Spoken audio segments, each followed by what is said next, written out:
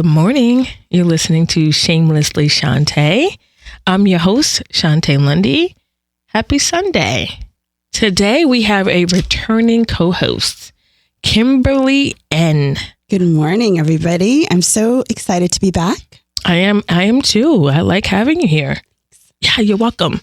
Okay, so let's jump into these Shontay stories. Mm-hmm.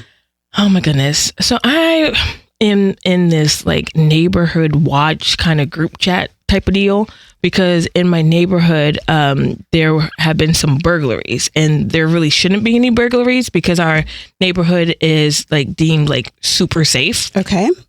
Gated. And what these people are doing is breaking in during dinner time. So then it goes from a robbery to a home invasion because people are home, Yes. during dinner time, and the residents are literally like firing back, like bang, bang. And the robbers are like fleeing in getaway cars, and people are catching it on their rings and stuff.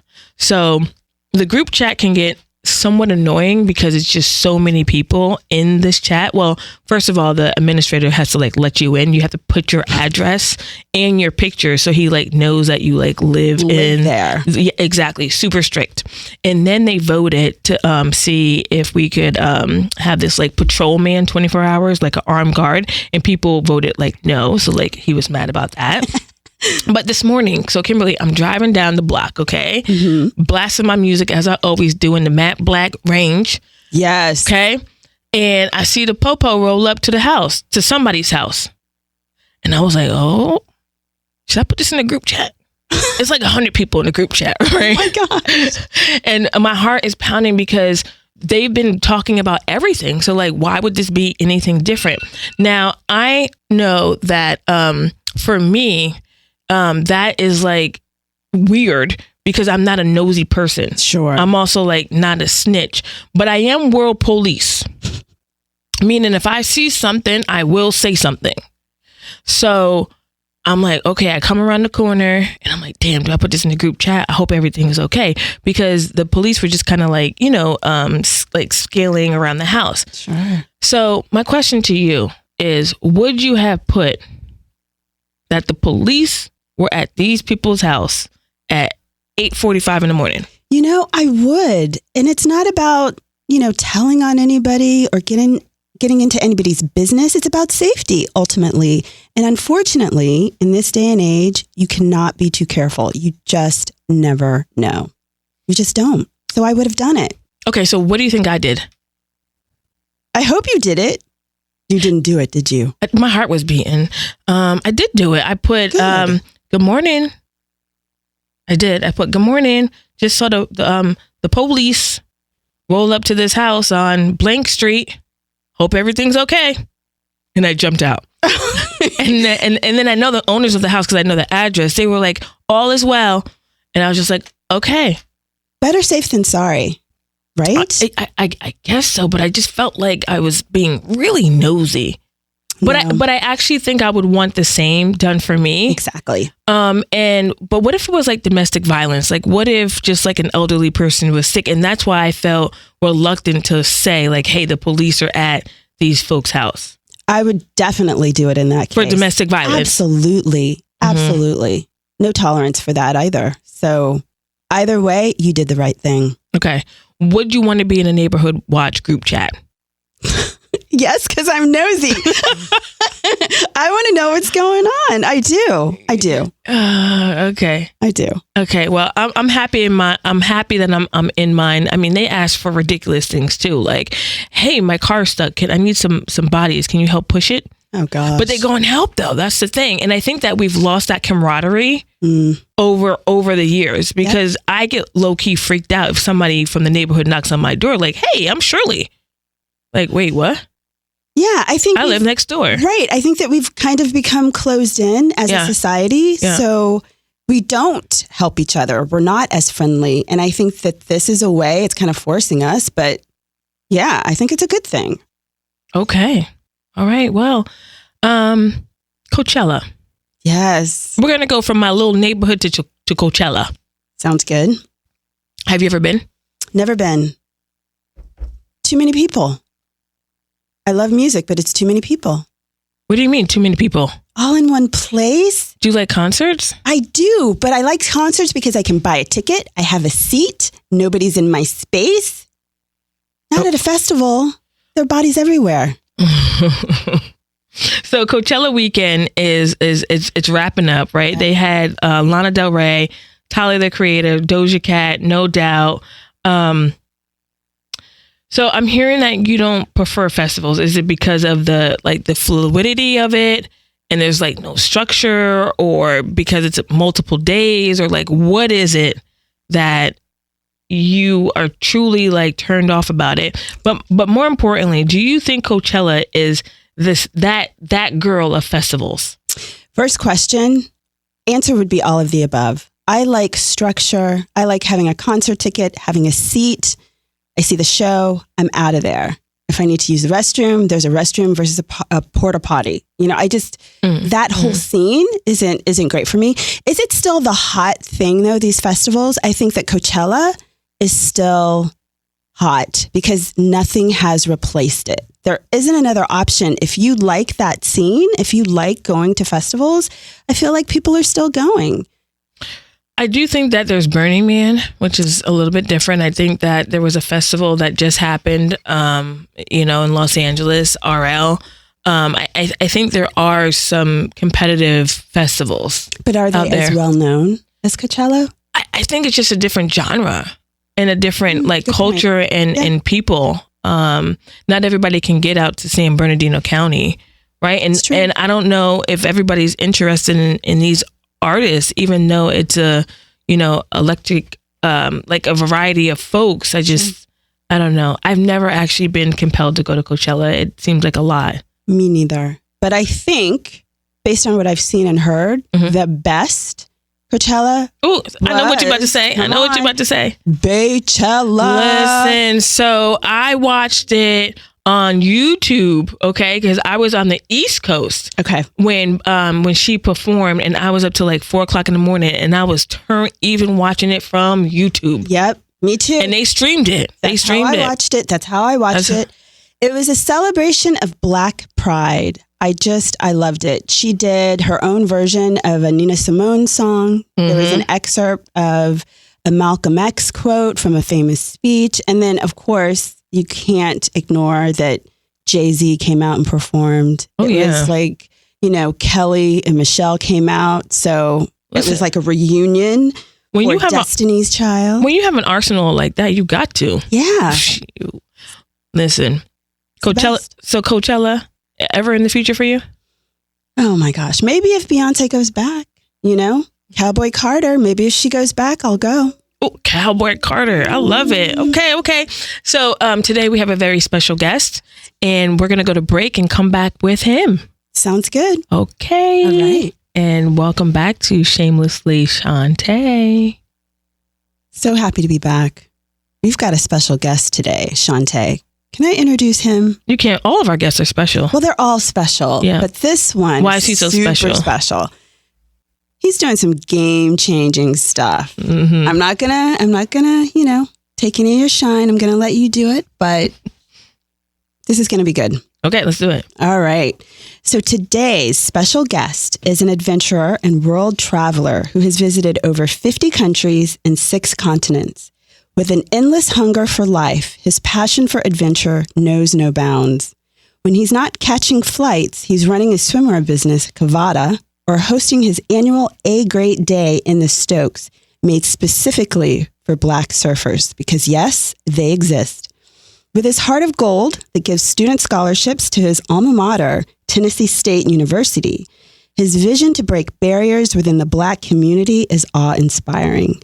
Please welcome the incredible Nathan Fluellen. Wow, thank you. Stop it. That is an introduction. It was, right? Wow. Very nice. Okay. Did we capture it all? Yes, but I also want to add that those numbers have changed a little bit. I have been to 78 countries now in all 7 continents. Oh my gosh. Impressive. That's in all amazing. 50 states. I'm an American. I'd have been everywhere in America. Nate. Okay, so let's clear this up right now. Are we calling you Nate or Nathan? Please don't say it doesn't matter. All right, we could say Nate. Okay. Are Nate for like special people, or what's going on with that? Well, because I am worldwide Nate, we could just say Nate. But if you take the time to say Nathan, it's like, hey, you took a little extra effort to pronounce all the syllables, so I will give you a little special attention. Damn, so you think people lazy if they just say Nate versus Nathan? I don't hold people to it. It's just whatever they prefer. But it's just, I just noticed over the years that when I hear Nathan, it's like, oh, hey. And then I say Nate, when I hear Nate, it's like, oh, hey, what's up? Yeah, Nathan sounds like serious business. Like they know you. Yeah, I guess that's why I perk up like, oh, wait a minute. This might be about some money. What you talking about? You said my whole name. Nate, you and I kind of go way back. Can you help me remember the first time we met? Oh, we were, we was on some fly stuff. We was at Catch. Yeah. On the patio. It was a hot summer night. And then we was with your like the temperature, the weather, okay. not like the vibe, but you was with your homegirl. Yep. You was with your homegirl, and then we were. Oh, you know what? I forget who was with me, but somebody we sat in the next to each trucking other. business, I think. Who would that have been? Somebody in the trucking business, because he was definitely trying to pitch me on logistics. It's gonna come to me. I remember who that was. I think there was somebody who was in town, because at that time, it was like hard to get a table at Catch, and I was like, oh, I got a table, like let's go here, and then y'all sat next to us. And I was like, oh, it's two black women next to us. Let's chop it up. Yeah, and y'all was cool. Yeah, we were cool, and then we started talking, and we realized we had people that both of us knew, right? Like your cousin. Well, you introduced me to your cousin. T. Lee. My cousin. She's gonna hear this, right? T. Lee, shout out to T. Lee. We love her. T. Lee. And then there's a couple of actors that I think that we both know. So, okay. Yeah. So then Nate and I, we did an Instagram live because this was during the pandemic. Right. Yes. Yeah. Do you remember what we talked about? A plethora of things. Well, we definitely talked about sunscreen because we got to protect this melanin. Mm-hmm. And then I think we might have talked about some travel stuff. It was an array of things. We kind of click when it comes to conversation. So I can't remember exactly, but but I remember afterwards people were like, "Hey man, you should you and that girl had some chemistry. Y'all was cool." And I was like, "Oh, okay." You trying to get us in trouble up here? I'm just saying they enjoyed the conversation. Okay. Okay. Yeah. Did you feel that way? Did you feel like there was chemistry? Yeah, it's always easy to chat with you. Okay. And we always vibe. So it was like, okay, I can see that.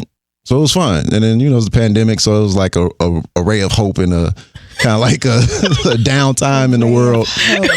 Oh my gosh. How did you just take that? A hope for what? Let's just like, interacting, because we were just like in our silos at home. That's true. So then it was like, oh man, I can't wait till this to be over, because I miss interacting with people and being outside, but we just had to do it within technology. I enjoyed our conversation, and I'll never forget it. But since then, we've remained friends, and we've collabed on a couple things, and I'm grateful to like just be able to maintain friendships. Yeah. Just off of the strength of like meeting one or two times, right? And that's how I feel like you could vibe and like just say like, okay, I could build with this person. Because some people is just like, nah, I'm totally good. Like off the spirit, off the energy, right? Like just they might not even be doing what you're doing. So Nate, you mentioned sunscreen. What's your relationship with sunscreen?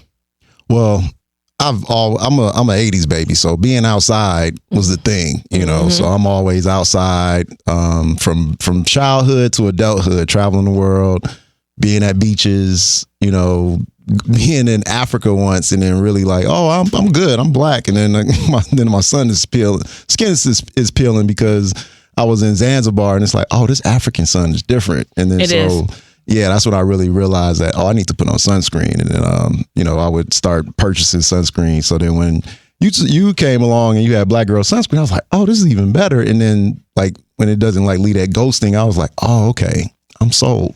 So most people don't put it on like their ears and like their eyelids and things like that. And for all of you that cannot see us, Nate is, I would say, hair challenged. So got jokes. Gosh. Got jokes. So Nate, no, this is a sunscreen. I'm not ashamed. I had limited follicles in my jeans. You know, I had a time expiration date. So Nate, you putting sunscreen on your head? Oh yeah, definitely protecting the scalp, because that's, you know, having your scalp peel is not fun either. So I had shoulders, neck, scalp. You know, I've experienced all of it before.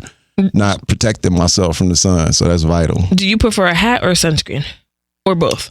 No, sunscreen. Yeah. I like to. I wear all hats sometimes, but I definitely like to wear the sunscreen so I could just not have to wear a hat. Just, you know, since I'm bald, since my follicles don't work, and I'm hair challenged. You know. You know, they joke around about going and getting the hair replacement in Turkey. I'm like, that ain't going to happen. Hey, would you wear a man unit? Never. Why not? Because I'm surfing. You imagine that if I go in the Nah, I think the glue is going to have it. I look at those videos and it's terrifying. They be drawing them lines on people's heads, and I'm like, how you gonna take a shower? Like, you gonna spend all this money just to wear this for like a week? Okay, but look, so if you had to choose a man unit, okay, what would you get? Would you get like a low boy? Would you get locks? Like what type of unit would you get? You're like, you want to just, that's a good question. You like want to force me to to admit to this? No, I just want to see if you were like, oh, that looks kind of cool. I understand the reservation. Terrible. No, some of them look legit. Well, look, Francis, they don't look legit. Some of them look legit. No. Francis is shaking her head over here. Not at all. Oh, so you can't choose just one? No, not at all. Not at all. Because you know what? They all look terrible. Okay. 50,000. Hey, Nate, we want you to collab with this hair unit company. 50,000 is the compensation. Choose your man unit. Wait a minute. I got high standards. I got to get more than 50,000 on the man unit. Yeah, for me to you talking about just I have to put it on, and go through the whole process and do it and record content. I gotta get paid for that trauma. 50,000 is a nice check.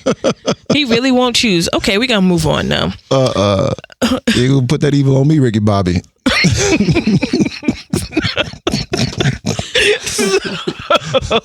So you said that you were afraid that it would float off while you surfing. Just the man unit, like you remember Fire Marshal Bill? That's how that look as I get out the water. So talk to us about how you got into surfing. Well, as Worldwide Nate, I have 3 travel TV shows. And my first TV show is called Worldwide Nate African Adventures.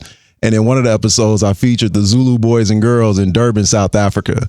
And so that was important to me because I wanted to show that not only do black people know how to swim, they also surf. And so I got into surfing because on the show, I do all the adventure activities. So I started taking lessons so I could pop up on camera and catch some waves. Who taught you how to swim? Man, I vividly remember my mother taking me to Chicago State on Saturdays to take swimming lessons. She later revealed to me in life that my dad took me to the YMCA at 10 months old on Stony Island on the south side of Chicago growing up. So I've been swimming since I was 10 months old. Fortunately, before you were walking, you were swimming? Yeah, my dad had me in swim lessons. She used to tell me that because he worked the graveyard shift, he could take me during the day. And she told me that he would complain to her because he was the only man in the class. So he was like, I'm the only man in here. I don't want to go. I don't want to do this. But I'm so thankful that they stuck with it because me and my sister know how to swim. And unfortunately, we grew up in a subdivision where we had a pool. And so all my friends, we grew up swimming, grew up in all black middle class neighborhood, and just black people knew how to swim. That was my norm. And this is when you were not hair challenged? No, I was going to the barbershops getting fades. You know, like, man, you just didn't even exist. You know, it was a good time. It was, huh? It was a good time to have the hair. To have the hair, yeah. Yeah. So I mean, my hair was popping. My follicles was popping so good that I even had dreads at one point. You did? Yeah. I had dreads for like 7 years. Into my like mid 20s, and then I guess 25 hit, and it was just like God was like, nope, that's it. We're gonna start receding, and but my uncles, they all bald and stuff, my granddaddy, so I knew it was gonna come eventually. So you had to make a choice though. Yeah. I had a hole in my head. I had to get rid of it. Well, so this looks great on you though. Thank you. Because I don't even know if I can imagine you with dreads. When I show people, they crack up. Yeah. They like, yo, that's wild. Yeah. So swimming doesn't come like easy in the Black community. Right. I've learned that. Mm-hmm. What are you doing about it? Well, what I did in doing is I created a Great Day in the Stoke. Mm-hmm. So it's the largest gathering of Black surfers in history. And so I want to use surfing as a mechanism to get people inspired to want to learn how to surf. So then at the very least, they learn how to swim. So that's like putting the medicine in the candy, because I've seen where people are like, oh man, that's cool that you surf. I want to surf, but I got to learn how to swim now. So I'm like, oh, great. The seed has been planted. So mission accomplished. And then, so those are the conversations I had where I know like, okay, representation matters, because being an aquatic person, I grew up swimming, and I discovered surfing, and I wanted to go surf, but I didn't see anybody that looked like me. Mm-hmm. So therefore, representation matters. So I want to be able to put more images of Black people in the water surfing, so they can enjoy all types of aquatic activities, whether in the ocean, river, lake, sea, etc. Nate, when you were surfing and didn't see anybody else that looked like you, how did that make you feel? Were you self-conscious, or did you feel like you had something to prove? Like, hey, we can do this. I can do this. Let me show you. Well, it was a phase. So when I was learning, I was just focused on trying to just pop up on the surfboard. Sure. So I didn't care. Like, I didn't see anybody look like me. I was just in the zone. And then when I went to go film the episode with the Zulus, it was like just life-changing, because it's these young kids with this rambunctious energy. Then they're speaking in Zulu, they're speaking in Xhosa, which is the language they speak in Black Panther. They're speaking in English, and they just having fun. And I'm just like reliving my childhood through them, like, oh, this is what it would have been like if I was a kid and learned how to surf. Amazing. So I was like, oh, I got to go back to California and get better. And so I kept surfing. And then as I got my skills to a certain level, I started looking for community. And then I Googled Black surfers one day. And then I found this Instagram page called Black Dot Surfers. And then I'm seeing Black people that surf. And I'm like, oh my gosh, this is crazy. And so I reached out to the page, and this guy named Kaita, who lives in Northern California, he runs the page. And then one day I had to take a trip up north, and I asked him, I was like, hey, can you like organize a group of Black surfers? And then he's like, yeah. So we had met up at Pleasure Point in Santa Cruz. And I saw Black people in the lineup. Like for months, I'm seeing them on screens. And now I'm like, oh, that's such and such. That's such and such.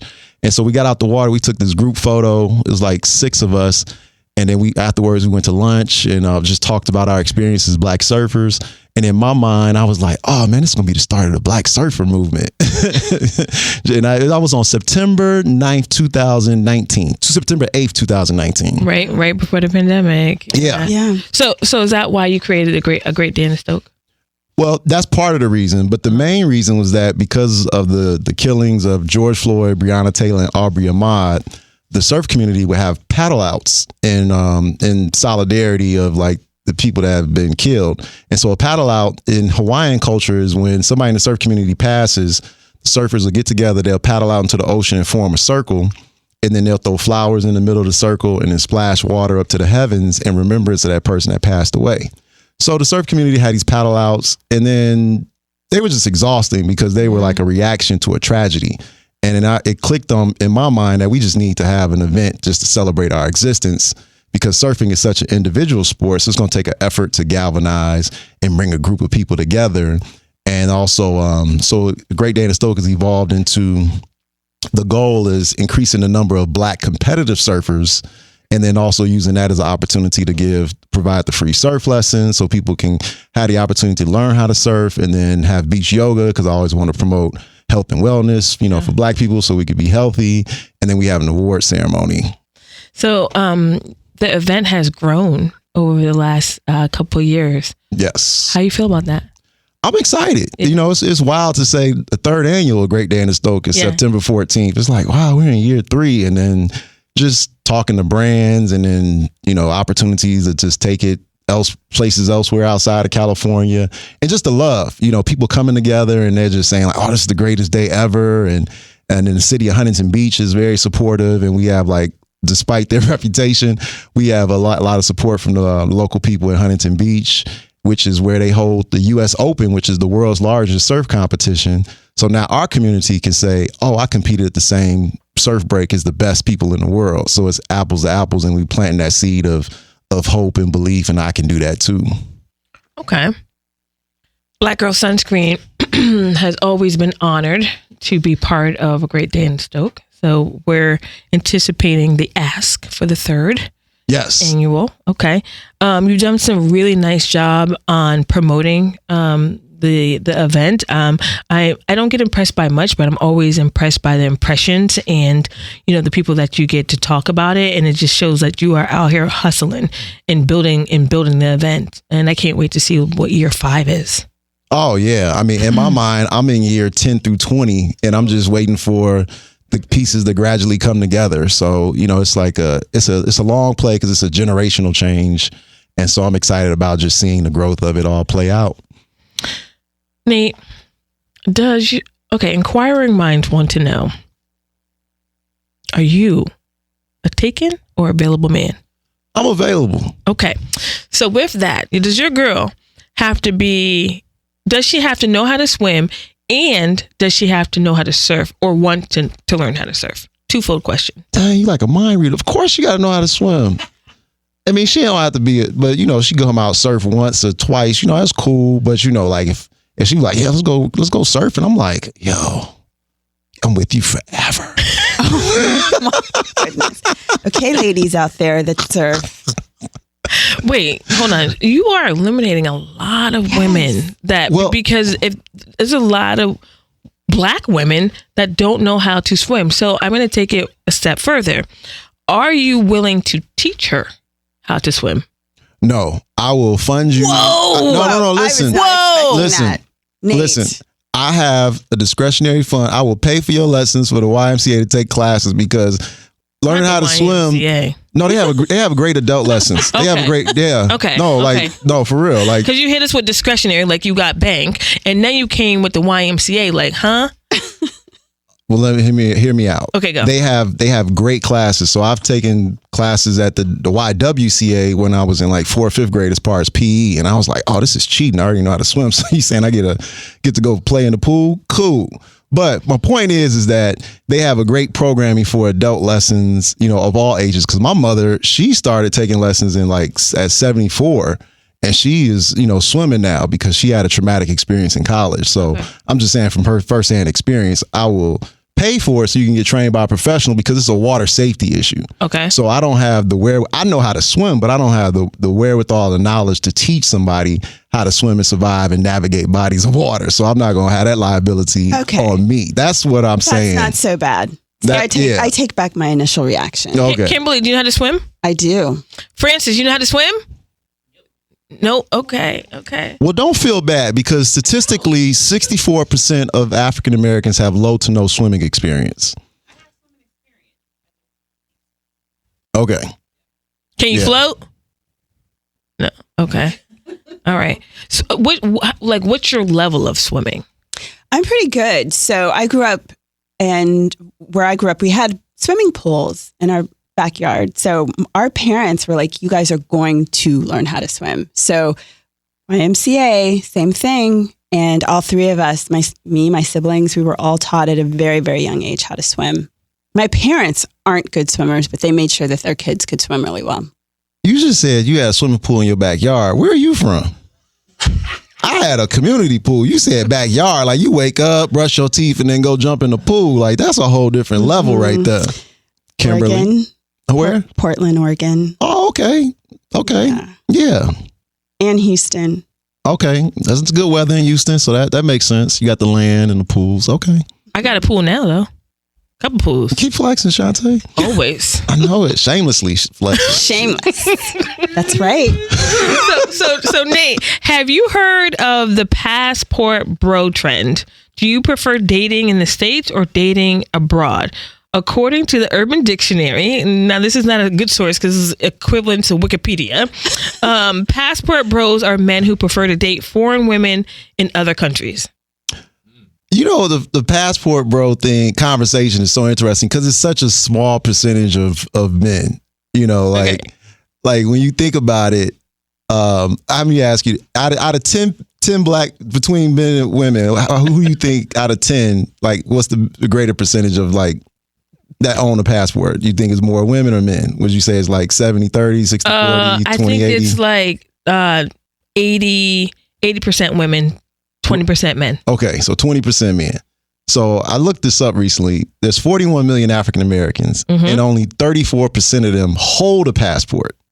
So if you start breaking that down, it's such a small number of passport bros. But the conversation is like wildfire, where people just think like brothers is just like, yo, I'm out chucking the deuces and I'm about to go find me love in another country. But don't divert though, because I'm not diverting. I'm just if you preference. were a passport bro. Under that premise of going out to dating, no, because I just travel for work and stuff. I'm not like living in another country. But you could find your love in another country. I mean, that's true too. But then you might have to send it to the YM. The YMCA. Teach her how to swim. Sorry. Hey, but I find out even in the first conversation if you know how to swim or not. So shut up. So your questions are, hey, what's your name? Right? Can you swim? Huh? Yeah. And then the next one is, can you swim? Is that is that how it goes? That's not my game. That's not how it plays out to a T. But I do mention that I surf, and if somebody's like, "Oh, I like to surf," and it's like, "Oh, we in the game," but if they be like, "Oh, I don't even know how to swim," it's like, all right. It's like that sound effect from the Family Feud when they. Well, what if she wears little floaties on her arm? Like, will that suffice? I'm just trying to help you so that the pool of opportunity. Yes, I'm a man. There's more women on the planet. I don't need any help. I got the pick of the litter. Okay, Nate. Wait, no, you don't. Not if they can't swim. Well, it's a lot. It's a billion people on the planet. You only need one person to get with. So I mean, the odds are in my favor. The force is with me. Load. Okay. I'm disappointed. I am disappointed in that. Okay, so in your travels, what country have you seen the most beautiful women? Looks wise, Brazil's gonna give you the most variety, right? Of like looks, just because there's like a lot of mixing and stuff. As far as like beauty and just personality, South Africa. And as far as like just the Wakanda, just beautiful chocolate sisters, Rwanda.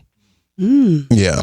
He didn't even say the States. No. You said the country. I thought that was under the premise of like outside of America. Ladies in the United States. But if we talking about United States, the most beautiful women I've ever seen in my life were at Tennessee State University. Woo! So. In college 20 years ago, sir? Hey. At 3500 John A. Mayer Boulevard, like the bright, beautiful minds, beautiful women. Like, I mean, I was at a HBCU, so it's like in one concentrated area where the ratio is probably like 10, 11 to 1. Whereas it's like everywhere you turn your head, it's like, yeah, I'm going to class. So that's where in the States, you know, as far as like that impression, that lasting impression was at Tennessee State University. Okay, I can feel it though, because they're also right there. Yeah, right? Like you can see them all. I hear you. Pre-social media, we just had to interact to kick it, you know, like all that. Okay, East Coast women versus West Coast women. Personality. Vibes. Well, I really want the ringer is like down south women. Oh. Down south women are like the coolest. Okay. Yeah. Nate, where are you heading next? What country? What state? What city? What neighborhood? Well, I'm going to France. Okay. Yeah. Okay. So I'm going to France. I'll be there for the Cannes Film Festival, and then I'm learning French. So I'm going to do an immersion trip so I can strengthen up my French, you know. Parlez-vous français? I love it. So you are a content creator, okay? So you can't be traveling alone. Who are you bringing to these trips? Well, you know, we got, you know, it's like I'm like Jason Bourne. You know, we got we got sleeper cells all over. Keep going. So you got to make sure the person's not in the mirror. Right? So who's coming on all these trips? Oh, you know, a friend. You know, I can't reveal any names. You know, it's kind of confidential. You know, it got to be private. Does she swim? You gotta know how to swim. We know that. Okay. Like even to capture content? Yeah. Oh boy. Wow. Just saying, you gotta be able to navigate that water. What is the most funniest thing you've experienced during your travels? Oh, so many things. But I would say the funny things, there's been multiple things, is when you learn different contexts and different cultures. And so something as simple as I was in Brazil, and then me and my boy was in Brazil filming, and we were hanging out. See, y'all, he mentioned his boy. Now, when it comes to somebody else being on a trip, he won't say the names, or he won't say if it's a lady. Just look how men do. Yeah, I mean, discretion. So we were hanging out with these girls, and then we were talking, and we were like, yeah, we were at Chuck Taylor's, etc. And they were like, Chuck Taylor's? And I was like, yeah, Chuck Taylor's. And then I had pulled up a picture, and they were like, oh, All Stars. And I was like, oh, snap. That's funny, because it does say All Stars on the shoes, but we call them Chuck Taylor's, but they call them All Stars. And I was like, and that just tickled me, you know? And so it's like those little simple like nuances of just like something we both know, but we just identify them differently. Is what makes travel exciting. Okay, so that makes travel exciting. With all of the travel that you've done, have you ever had any situations that were a little scary? Oh yeah, I was in Rocinha, which is the largest favela in South America. It's in Brazil, and I was with my guide, and I was filming, and he had told me, okay, these are the areas you can film and can't film. So we were in like this like market area, because at this time, the drug dealers ran the favelas. So we got to this one area, and we were filming, and I feel this bump in my back, and I'm thinking like somebody just walking past, and I feel it again, and I turn around like, what? And there's like two dudes on motorcycles with machine guns and Glocks, and I'm like, what? Oh, hey. And then, so they was talking to my guide in Portuguese, and then they took my camera, and then the one guy drove off. You can't fight Nate? You got listeners. Yeah, I can, but when you got guns, it's a different story. Okay. But I got hands. I got a great trainer named Bam, so I know how to handle myself. And so the one guy sped off, and then my guy he said, we gotta go talk to the boss. And I'm like, the boss? So we start walking towards the direction where the one motorcycle sped off, and then behind us was the other motorcycle, making sure we go in that direction. But my guy was playing it cool, so I'm like, all right, you playing it cool, I'm gonna be cool. So then we walking towards where the guys went. We go through this like narrow alley, and then we come out to the street, and then I see the guy ahead under the tent talking to two dudes, and then on the right side of the street, it's like 5 dudes with AK-47s, and I'm like, oh man. So we go talk to the boss, and then my guy. This is all for your camera. Yeah. Okay. So we go walk to the boss under the tent. My guy's talking to the boss in Portuguese, and then he's like, play the video. And then I play it, and I'm like, man, it ain't even nothing. And they look again, they're like, play it again. And I played it, and it wasn't nothing. And they was like, talk to me in English. They talked to my guide again, and they said, oh, it's all good. Good luck. And then we went off and explored the rest of Rocinha. So my guide explained to me that the guy that did that, he was a new dude to the favela. So he was trying to make a name for himself, or, get some brownie points. So that's why he was all extra in an area where we was going to film, because he was telling the boss that I was there to like show the good side of the favela. And that's what my intent was, to show like, to normalize it. Because at the time, like, City of God came out, and it was just like all this bad press about the favela and stuff. So we got it cleared up. But for a moment, I had to go talk to a boss of favela. Ooh. My heart would have been racing. I would have been like, okay, they could keep that. Yeah.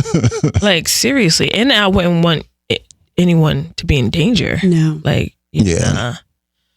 Bravery. Living that Worldwide Nate lifestyle. Okay, Worldwide Nate, talk to us about Great Day in the Stokes. When is the next event, and where can they find us? Well, the next event will be the third annual A Great Day in the Stoke will be September 14th in Huntington Beach, south of the pier. So it's going to be awesome. We're going to have the surf competition, free surf lessons, beach yoga. We're going to have some more elements to the event to, welcome the family. It's a family event.